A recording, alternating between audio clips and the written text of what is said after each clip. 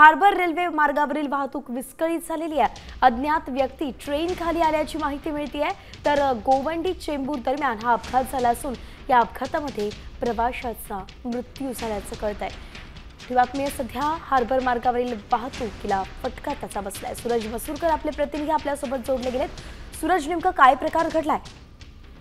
निश्चितप्रमाणे गेले 10 ते 15 मिनिटं हार्बर सेवा जी आहे ती विस्कळीत झालेली आहे।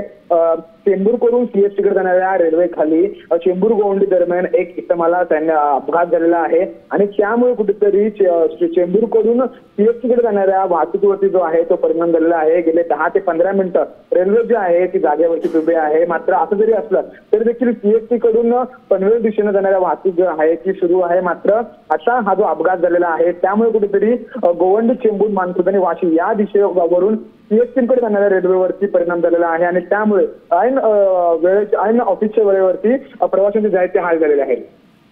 धन्यवाद सूरज, अगदी सविस्तर अपडेट आपण दिली।